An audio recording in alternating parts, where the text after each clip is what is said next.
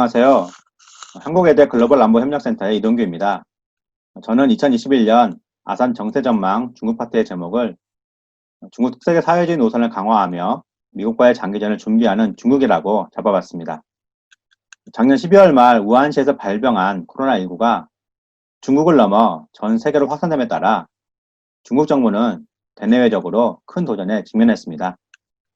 이런 상황에서 대내적으로는 권위주의 정권이기에 가능한 위기관리 능력을 보여주면서 중국 정부는 빠르게 국내 코로나 방역에 성공했습니다.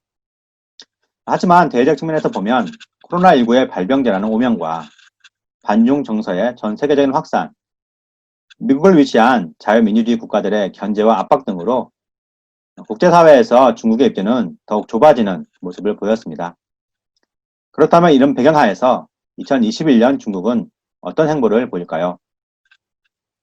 2021년은 중국 공산당 창당 100주년입니다. 중화민족의 부흥을 위해 시진핑 주석이 강조했던 두 개의 백년의 첫 번째 목표, 전면적 샤광 사회를 실현하고 중화인민공화국 건국 100주년인 2049년까지 사회주의 현대화 강국을 건설한다는 두 번째 목표를 시작하는 전환점이 되는 해입니다. 그런 점에서 2021년은 중국에게 매우 중요한 의미를 가지고 있습니다. 중국으로서는 중국 공산당 체제를 더욱 견고히 하고 대외적으로는 글로벌 주도국의 지위를 확보해야 하는 그런 전략적인 기회인 것입니다. 그런 시기인 만큼 중국은 중국 공산당 리더십을 재정비할 것이고 대외적으로도 더욱 적극적으로 영향력을 확대하려는 노력을 지속할 것으로 보입니다. 구체적으로 살펴보면 국내 정치적인 측면에서 중국은 시진핑 1인 체제를 강화하며 당의 결집을 유도할 것으로 보입니다.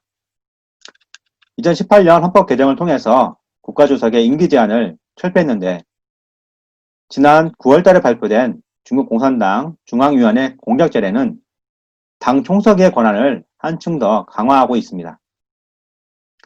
이러한 결정은 최고 지도자의 권한을 강화함으로써 중국이 직면한 다양한 도전들, 즉 미국의 견제와 압박, 국제사회에서의 고립, 국내 정치적인 불안, 경제 성장의 둔화 등의 문제에 적극적으로 대처할 것을 암시하고 있습니다.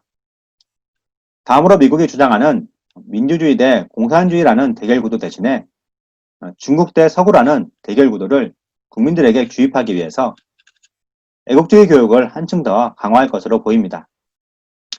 이러한 시도는 국내 정치적으로 긍정적인 영향을 가져올 수 있지만 중국 민족주의에 대한 반감을 국제사회에 확산시키면서 중국의 국제적인 고립을 야기하는 자충수가 될 가능성도 크다고 보여집니다. 또한 중국은 내수 확대와 독자적인 기술 플랫폼 개발로 미국과의 장기전을 대비하려고 할 것으로 예상됩니다. 2021년은 제14차 5개년 계획이 시작되는 해입니다. 지난 19기 5중전회에서 통과된 14차 5개년 계획은 과학기술의 자립자강을 강조하고 있습니다. 그런 점에서 중국이 미국과의 장기적인 기술 패권 경쟁을 준비하고 있음을 볼 수 있습니다. 이렇게 중국 특색의 사회주의를 강화하고 미국과의 장기전을 준비하는 중국의 모습에서 위중 간의 강대강 대립구도가 앞으로도 심화되고 당연히 위중 사이에서 한국의 딜레마도 커질 것을 예상할 수 있는데요.